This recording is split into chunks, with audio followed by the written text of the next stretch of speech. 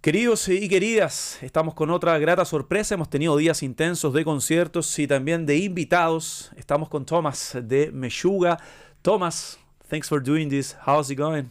Welcome to Radio Sonar. Well, thank you very much. Hola, muchachos y cabrones. How's your Spanish nowadays? ¿Cómo está tu español? No, it's terrible, actually. Yeah, whatever you hear in the airports, in Spanish, that's pretty much all I know about it. So. Bueno, ahí Thomas ahí manejándose con palabras en este español, pero lo importante es la conexión que ha tenido Meshuggah con la gente y con Sudamérica. La banda debutó hace 11 años más o menos en nuestro país y vienen de Brasil, del Notfest. You just play at Notfest Brazil. How was that for you? A very diverse audience. How was that backstage? Yeah, no, that was cool. It's a big festival, so obviously there's a lot of people. It's great exposure, and for a band like us, it's one thing for us in Chile. We have a strong following here, as you know, and we love coming here, but we're always limited as far as touring the rest of South America, and that's also why it takes us sometimes many years to come back even here to Santiago, because for that same reason. So we kind of have to have like festivals or something else around it. So this time around, it made a lot of sense for us to come and play the Knotfests. We do the Brazil one, and then we do the Buenos Aires one. And I mean, that's cool. It's definitely, as you said, it's a diverse crowd and not necessarily a Meshuggah crowd, if you will, but it's a lot of people, so we still had a good time. Bueno, Meshuggah, lo que decía Thomas, ha aprovechado las instancias, lo de Notfest Argentina y Brasil, un público mucho más diverso. El grupo ha aprovechado esta oportunidad, pero lo de Chile va a ser distinto. Before chat or discuss about the Chile or the upcoming plans and the current state of the band, as you know, we just received the shocking news of Paul Di'Anno's passing away.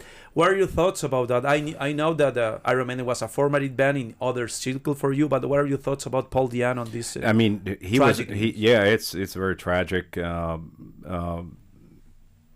He was a great singer. I haven't listened to him recently, but the very early Iron Maiden stuff was for sure awesome.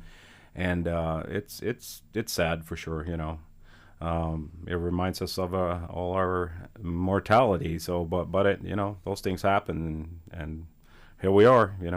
It's a sad day for hard rock and metal fans for sure. Un día muy triste para el hard rock y el metal. Las reflexiones de Thomas para la partida de Paul Di'Anno. Bien sabemos que el sonido que marcó a Meshuggah tiene que ver más con el sonido posterior, con Bruce Dickinson, esa era más progresiva de la banda, que vamos a hablar ahora con Thomas, pero está el respeto de toda la comunidad del metal para un pionero, un punk de actitud que seguía llevando su carrera con los infortunios de salud, con todos los temas bajo sus propios términos. Así que bueno, que descanse en el Olimpo del rock, donde quiera que esto sea lo de Paul Di'Anno. Well, reflecting about Iron Maiden's legacy and the formative years of Meshuggah, Iron Maiden will play two stadium shows in Chile. And I was wondering, in a huge stadium, by the way, I was wondering how influential was that prog era from Iron Maiden, like albums like Powerslave for you guys. Estamos hablando del legado de Iron Maiden más progresivo en la música de Meshuggah.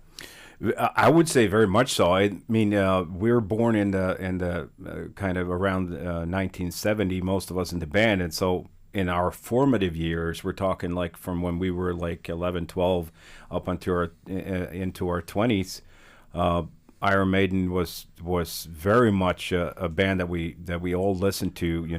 Number of the Beast, Powerslave, even one of my favorite albums, Somewhere in Time. So I followed them for quite a few years and quite a few albums. I always loved Maiden. I still do. I still have them in my car, and I listen to them quite often, actually. The same stuff, always the old stuff, that I kind of grew up with, because I'm the 80s stuff. Yeah. But I mean, I wouldn't say maybe necessarily their music had much of an influence on Meshuggah as a band and how we sound, but it was definitely one of those main bands that we kind of brought into Meshuggah in the baggage, for all of us, because that was kind of what we grew up with. So in any way, shape, or form, they definitely shaped us as young kids, Bueno, reconociendo que Iron Maiden, el sonido de lo que estamos comentando, la época del Power Slave, no fue un sonido esencial para los primeros años de Meshuggah, como sí bandas como Metallica o la esencia de Pantera en los 90, por ejemplo, que vamos a hablar después de aquello. Está el respeto, por supuesto, de Iron Maiden, escuchar hasta hoy, Thomas escucha en su auto discos de Iron Maiden, el Iron Maiden clásico, probablemente el Powerslave o de los discos de los 80s. Y hablamos también del apego de Iron Maiden con Chile, con Sudamérica, continuando con esta conversación con el baterista, pilar en el sonido, director musical, podríamos decir, en cierta medida, de Meshuggah, una banda que mañana se presenta en el teatro, en el teatro Caupolicán.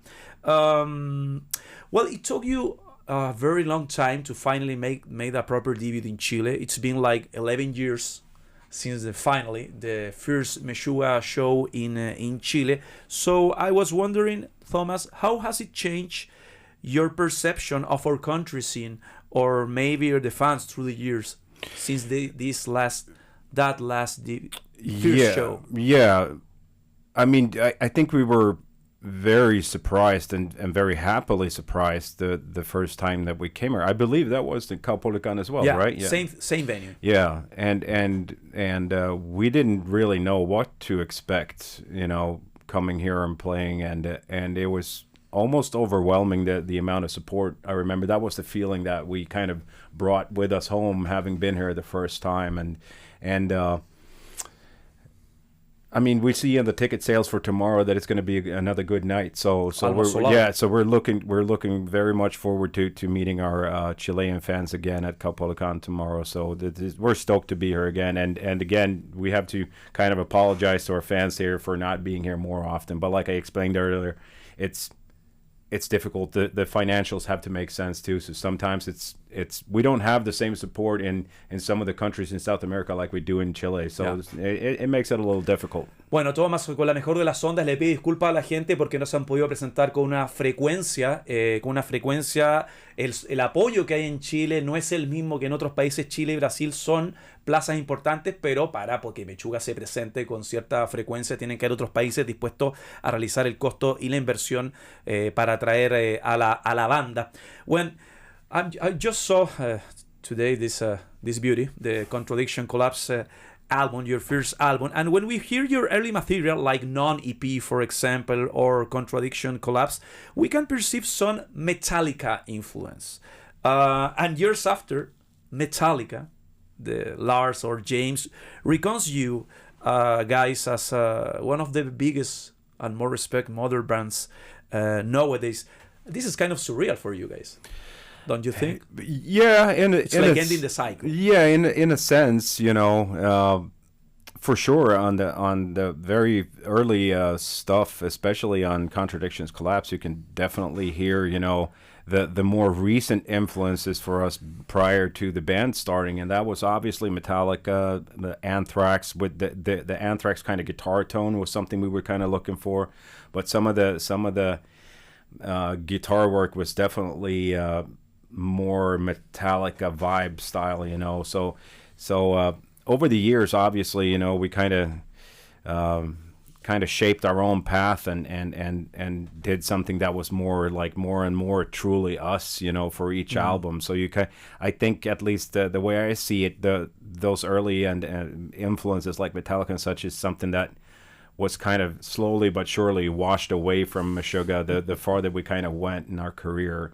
But for sure, I mean, I think it was in 2016 or 15 or something like that. We opened for Metallica a couple of shows, and I mean, we're old geezers at this point, so it's maybe it doesn't hit you like it would have done if we had been in our 20s, but it's still, when you think about it, it was kind of in a sense come full circle, that you're playing with what you saw was the greatest band on earth, in the 80s and early 90s. So yeah, for sure.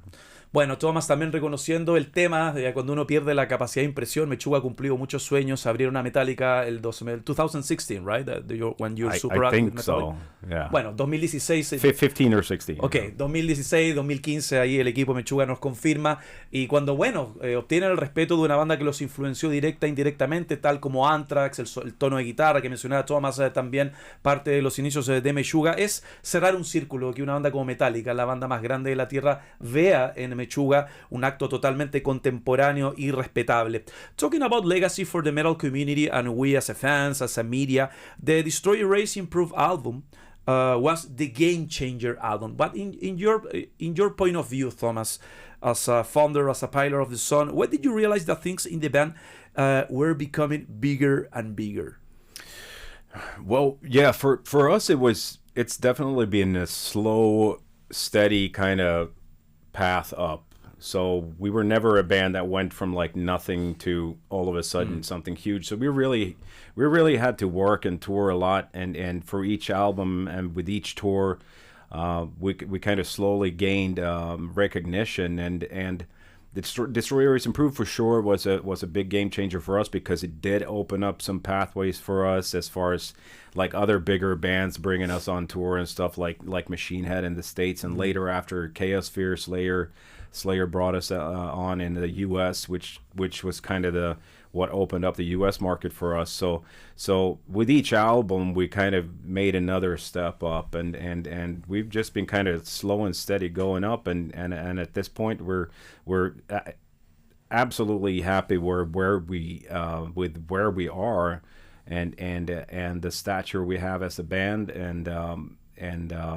we never really thought we would be here, because the music is still a very niche music. It's not for everyone, and it's not very radio friendly either, so we don't get played that much on radio and stuff, so we never saw ourselves maybe headlining festivals in Europe and stuff like we've been doing recently, so we're stoked, and very happy with the trajectory that we've taken as a band and where we find ourselves in now, an organic way. Very organic, yeah.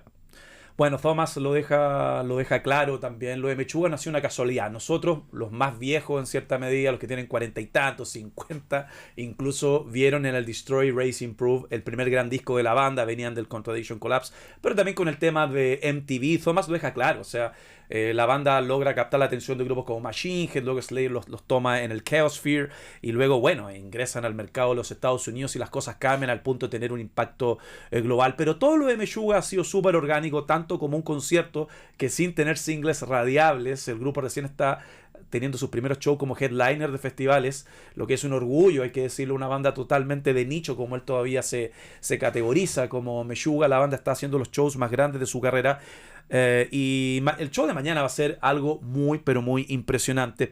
You just mentioned that huge landmark moment when Slayer put us on tour at the States, but I suppose that, or I imagine that experiencing something like Ozfest with Aussians instead of that was something huge too, to that expansion, right? Yes, absolutely. I mean, Ozfest, all those things that we the tours that we did, Slayer in '99, and then we got the Ozfest in 2002, and Tool brought us out 2 times in 2001 and 2002, and of course all those things are huge shows, so you're exposed to a great number of people, and not all bands are that fortunate, that you can get into those kind of things, so we've been very fortunate too. It's not only about skill and things like that as musicians or songwriters or anything. It's also, you have to also be lucky,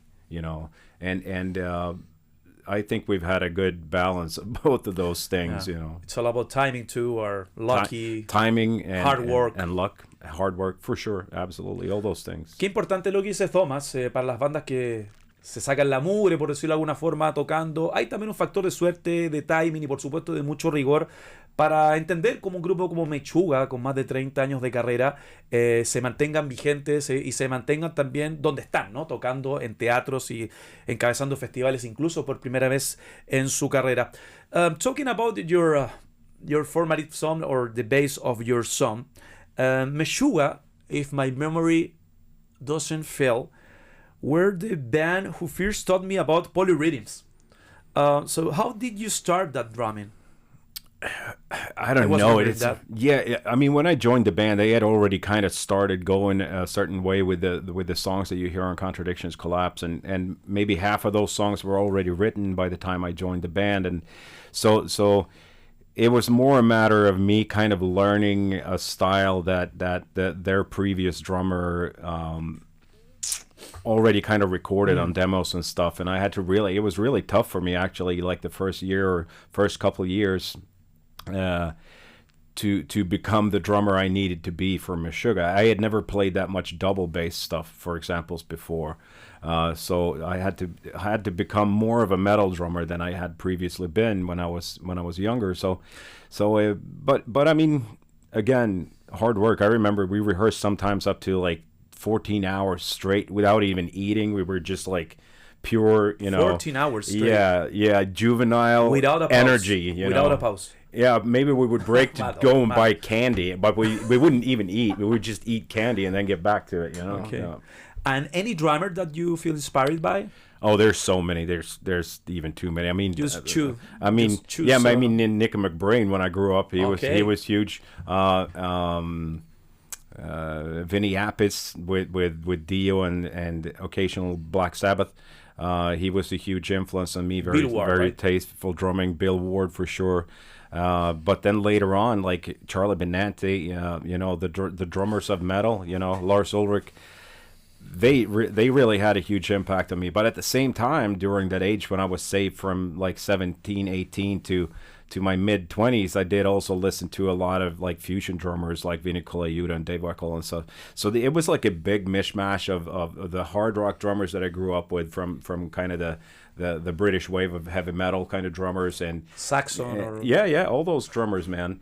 And Rush, Neil Peart, huge influence and still is. And he's Rush is one of those bands that kind of I got into already as like a 10, 11-year-old, and they followed me through life, and I still listen to them frequently. So it was definitely a big mix of different kinds of drumming, Respecto a este sonido, esta rítmica bien intrincada que fue parte única, muchos de nosotros conocimos una rítmica totalmente distinta, abrasiva en la música de Meshuggah. Thomas habla primero la influencia de los inicios de Meshuggah, de los demos, del primer percusionista, de la forma que la banda ya estaba trabajando y por supuesto el sonido de Charlie Benante, pensando en Lars Ulrich, en Neil Peart y una amplia, Bill Ward, Vinny Appice, una amplia línea de percusionistas que formaron parte de Nico McBrien, parte del sonido más esencial para entender la escuela de Thomas y comenzar este sonido propio que Meshuggah comenzaría a patentar de forma más sólida a partir del Contradiction Collapse,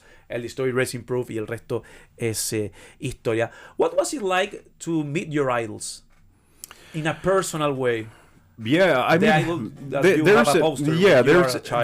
exactly. The one that kind of stands out most for me is actually Vinny Appice, because he's one of the few guys that I actually got to hang out with, for a couple nights, or I've done it a couple times, and just a super humble, down to earth guy, awesome guy, And there's many of drummers like Charlie Benante. Yes, I've met and hung out with him plenty of times. Lars Ulrich, not so much. I've met him, but I haven't really spoken much to him. There's definitely and Danny Carey of Tool. He was a huge influence for me when we got to open for them in the early 2000s, and he's still a huge inspiration. And yeah, the list goes on and on, man. There's too many to mention, actually. At this point of your career, how do you deal with the expectations when you plan a new album with Meshuggah? Because I think in the last decade, Meshuggah became more influential than ever in newer bands like, I don't know, there's new subgenres or prog metal of Gen or whatever. So how do you deal with that, with the expectations when you're thinking about a new creating process with the band? Yeah, we try to not put much of any kind of external expectations onto us as a band. I mean, I think that we ourselves, we know what we want, and we know what kind of sound and what kind of vibe that we want to create, and if a new album or a new song when we're writing, if that can pass the filter of the band, it's gonna have to be good enough for our fans as well. So it's not so much about external pressure or trying to please others or trying to take the temperature of the current metal climate to see what's going to work the best. We can only do Meshuggah our way, and luckily so far it always kind of worked out. Hablamos obviamente de algo que está a la vista. ¿Cuántas bandas y clones de Meshuggah con el uso del número de cuerdas, ya sea con la rítmica, han imitado, usado y abusado la fórmula de la banda? Y hay muchos grupos que se sienten presionados, incluso cuando sus alumnos alcanzan un nivel interesante, pero Meshuggah ha logrado siempre mantenerse fuera de aquello, fuera de esta sobrepoblación de este prog metal o sonido más intrincado. I was wondering what is next to you guys, because I'm not sure when will this Immutable touring cycle ends. Yeah, I mean, we have no plans to really end the tour cycle for Immutable yet. As you know, it takes longer between each album, and this time from the last one was 6 years, and a lot. And it's probably going to be at least 6 years from Immutable to the next one too. And we have plenty of touring that we still feel that we could do for this one. And right now, after this, we actually have kind of a long period off, and we do a U.S. tour, pretty extensive U.S. tour in March and April of next year. Talking about huge stuff on metal worldwide, on metal scene, the Gojira performance at the Olympics brought millions and millions of potential fans to the metal community. Which current bands in metal caught your attention recently? I mean, they would be one of them, Gojira, and we know the guys very well, and they've kind of come up with alongside of us, and I think they're a great band. They have their own signature sound. They do their very own thing, and it's immediately recognizable when you hear Gojira. So that's one thing that I think for us that we always strive to hear in ourselves too, is a uniqueness. And when we see that in other bands, it makes us happy. And we kind of love that stuff, and bands like Mastodon, and any band basically that have their own very, very signature kind of style, trademark style. Tool would be one of them, obviously, but they've been around for a long time, but there's very, very many bands that I could mention now if I had a functioning brain, so I could actually pick those bands out of my brain, but it's just at a complete standstill at this point. Bueno, hablábamos del impacto que fue lo de ver a Gojira ahí imponiendo su estilo a millones de personas que no tienen idea de lo que era el sonido del metal. Pero también hay grupos, aparte de Gojira, está Mastodon también dentro de las bandas, que los mismos Gojira, que han llevado su sonido a un nivel un poco más original, único, han logrado llevar su carrera bajo sus propios términos. Pero ¿qué hay de Suecia? What about the current Swedish scene? You grew up in the underground scene, like bands like the Göteborg scene, the Stockholm scene, Entomb, Dismember, At the Gates, whatever. But what about the current scene in Sweden? What are your thoughts, for example, about this ghost phenomenon? I've heard a couple songs that they play on the radio, but I don't really care. It's not really kind of my musical taste. Okay. But they are doing great, so I'm happy for them. But as far as overall the metal scene, they're first of all barely even rock. I mean, they're a very kind of soft band, so I wouldn't consider Ghost. They somehow got kind of placed in the metal genre, but I guess that's more because of the attributes and the other things, but they're not really a metal band. As far as metal right now, to be honest, I have a pretty bad check on what's coming out of Sweden at this point, other than the bands that you already mentioned, but more, I mean, Entombed, LG Petrov passed away a few years ago. Rest in power. So yeah, so the real Entombed, as I see it, we're never going to hear again. And At the Gates, great band. Haunted, I hear they're coming up with something new, so I'm kind of excited to hear what that's going to be like. They're one of my favorite Swedish bands ever. The Haunted, they've released some of the greatest metal albums, I think, of all time. Outside metal, maybe rock or pop. Outside metal, I would say. Then I have absolutely no clue. So there you go. I sit in my car and I listen to the same shit I listened to when I was 15 to 25, and that's pretty much where my head is at, you know. Okay, Thomas, thanks for your time. The last thing, what can the Chilean fans could expect for this new gig from Meshuggah tomorrow in Santiago? Well, they can expect us on stage sounding like we do, and I don't want to jinx it any more than that. Hopefully it'll be a painless and awesome show, and we look very much forward to seeing our fans here again. ¿Para qué spoilear? Meshuggah está listo para romper cráneos en el Teatro Caupolicán. Thanks for doing this. Thanks for your time. We definitely see you tomorrow at Teatro Caupolicán as the first time in 2013. So thank you.